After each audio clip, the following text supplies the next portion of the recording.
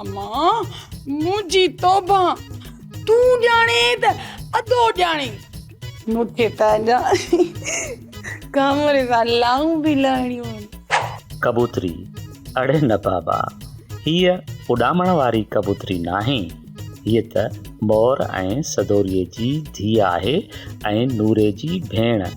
हिन जी बि हिकु पंहिंजी कहाणी आहे। सदोरी मोर जी घरवारी, हसास ऐं नाज़ुक मिज़ाज, जवान औलाद जे हूंदे बि ॿकर खे पुट जियां पई पाले। छपायां तो पोइ ॿकर ओए कबो कबूतरनि जो शौक़ु धमाके सां। हीउ आहे मोर, घर जो वॾो, निज ॿाराड़ीअ जो सादो माण्हू। खेसि हिकु पुटु ऐं हिकु धीअ जो औलाद बि आहे, पर पोइ बि कबूतरनि जा शौक़ पियो पाले। हूअ बि इन ई किरत सां आहे, सभु हेॾे होॾे बिज़ी लॻा पिया आहिनि।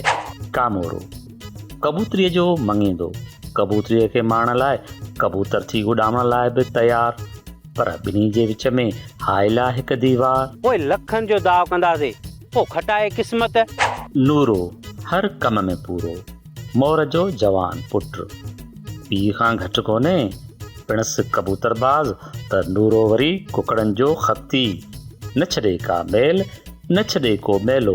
सभु असांजा डंडा कुंडा ईअं खणी वियो, असां भंग पिया पियूं।